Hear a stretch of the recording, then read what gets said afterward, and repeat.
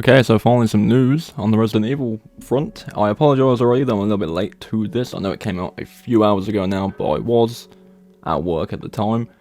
Trust it to drop on a day where I'm not actually home. After all these past 2 weeks of hype, something comes out and I'm not there. It's always the way. But yeah, earlier today, Capcom announced that Resident Evil 2 Remake, Resident Evil 3 Remake, and Resident Evil 7 are getting next-gen versions. So just to clarify, that's obviously Xbox Series S and X and PS5, as well as an improvement on the games for PC as well. Just to give a rundown of what these improvements are meant to be, and later on in the video I'll be talking about things that people have been saying are coming, which just isn't true. I've kind of looked it up while I've been at home before making the video, and it isn't true, some of the things people are saying, so I'm just going to throw those out there. But in terms of the improvements, frame rate increases, I believe it's 60 to 120, which is pretty big. Ray tracing and lighting obviously makes the game look better. Visual improvements overall, and that's really all they said. In terms of other things, quality of life stuff is probably going to be there. One thing I would say, hopefully is a thing, is the ability to skip the cutscenes in Resident Evil 7. It might not be a thing, but I think having that option would be pretty cool, because that game is very long if you play it with the cutscenes. Like, it's unnecessarily long with the cutscenes, so having the option to skip them like in Village would be really good. But no, overall I think the improvements for these games is really good. I think it's good to bring these games to new consoles and have them, you know, be upgraded. In terms of the prices, obviously people are going to be asking about this, and it has been said that whoever owns the copies of these games already will get the upgrade for free. So if you didn't know, Resident Evil 7 is actually free on PlayStation 5 anyway, through the PlayStation Collection. You can just download it for free. So I'd imagine the upgrade will be included as well. That could change, but for now, that looks to be the case. And then of course Resident Evil 2 and 3 you have to buy, but if you own the games already, you can get the next gen versions for free at no additional cost, which is really cool.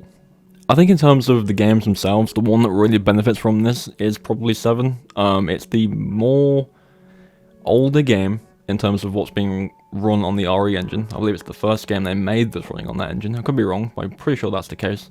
And some of the textures do look a bit weird. Some of the areas do look a bit off due to the HDR issues it has. And hopefully that fixes it.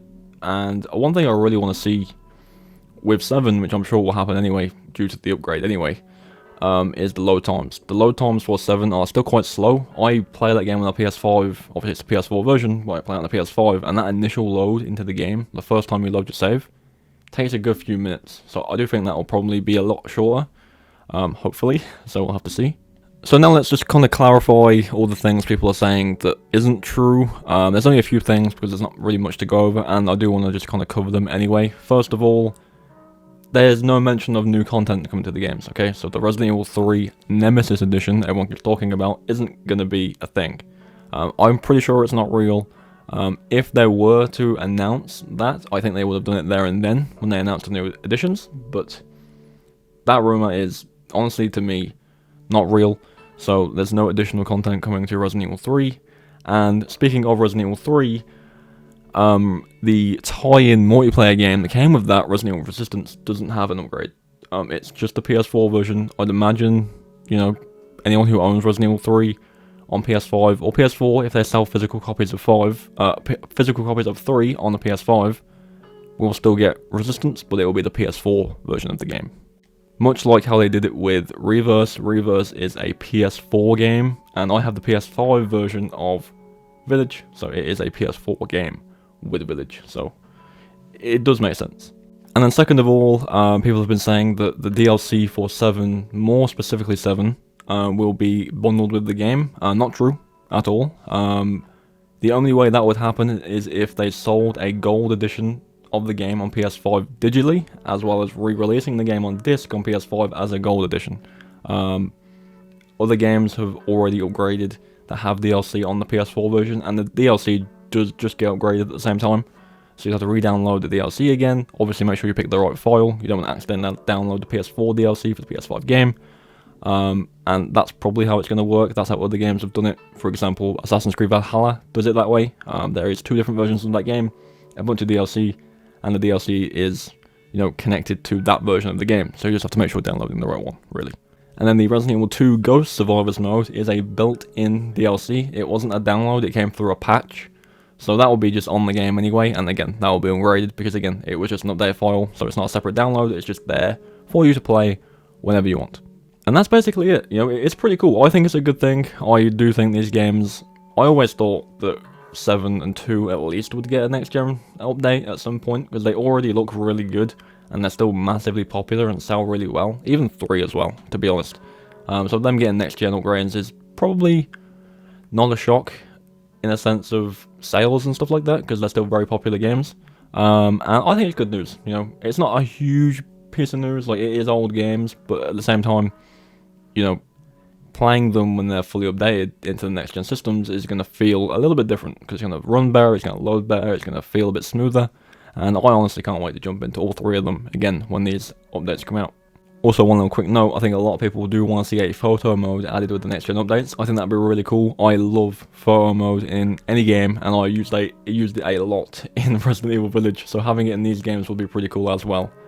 Just a little quick side note there, people really want to see that added. And again, that could be a quality of life thing, because every game, well, almost every game now, has a photo mode, basically. But yeah, that about sums it up. In terms of these updates releasing, they did say later this year. I would probably suggest maybe around August. I want to kind of lay that out there, probably around August, September. I could be wrong, it could be earlier or later than that, but I feel like that's probably when it's going to happen. But don't quote me on that, so we'll have to see what they say. But yeah, that's basically it. I'll probably jump into all of these games again when the next gen versions come out. I still play them all quite regularly, so when those next gen versions do drop, I'll definitely be playing them a lot more. And I'll probably do a run through of each one of them on the stream for the first time on the next gen version, which would be cool. But yeah, let me know what you think. Let me know which one you're excited to jump into first when these updates do come out. For me, it's definitely 7. We all know that I love Resident Evil 7. I think it's really, really good. And then probably Resident Evil 2 as well. Like, those 2 games are already held in such high regard to me, so I'll definitely be checking those out when they drop. So yeah, thank you for coming by. Leave your thoughts on all these updates in the comments, and I'll catch you all tomorrow.